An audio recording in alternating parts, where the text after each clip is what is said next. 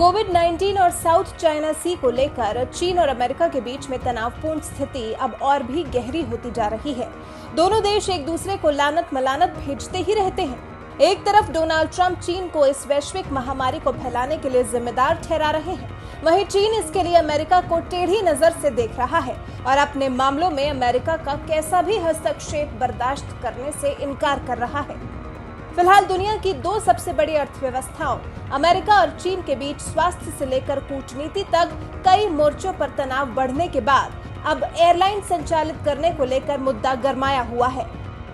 इस मुद्दे के बाद अब अमेरिका चीनी कंपनियों में निवेश के मुद्दे को उठा रहा है। अमेरिकी राष्ट्रपति ने कहा, पारदर्शिता की आवश्यकताओं को विफल करने के चीन के प्रयासों से अमेरिकी स्टॉक एक्सचेंजों में सूचीबद्ध चीनी कंपनियों के निवेशकों के लिए भी अर्थपूर्ण जोखिम है।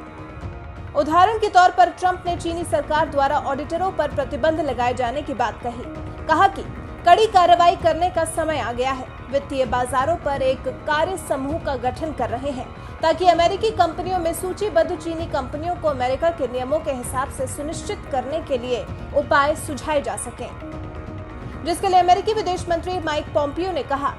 नैस्डैक के उदाहरण का अनुसरण करने और चीनी कंपनियों के लिए नियमों को कड़ा करने के लिए दुनिया भर के स्टॉक एक्सचेंजों से अपील की है, जिससे चीन की हेकड़ी निकलना तय है। आपको बता दें कि पहले चीन ने अमेरिकी विमानन कंपनियों को देश में उड़ान भरने से रोक दिया था, जिसके बाद वॉशिंगटन ने कहा था कि वो चीनी एयरलाइंस को भी 16 जून से अमेरिका में उड़ान भरने से रोक देगा। उसके बाद चीन ने अपने रुख में थोड़ी सी नरमी दिखाई और अमेरिकी विमानों को चीन में सीमित उड़ान भरने की अनुमति दी, लेकिन अब फिर अमेरिका ने चीनी निवेश को लेकर कड़ा रुख दिखाया है और साथ ही दुनिया के सभी देशों से चीन पर शिकंजा कसने की अपील की है। अब इस पर चीन की क्या प्रतिक्रिया होती है वो देखना काफी दिलचस्प होने वाला है, क्योंकि अमेरिका सिर्फ खुद चीन को लेकर कड़ा रुख नहीं बरत रहा है, बल्कि और देशों को भी चीन के साथ वैसी ही सख्ती बरतने के लिए कह रहा है।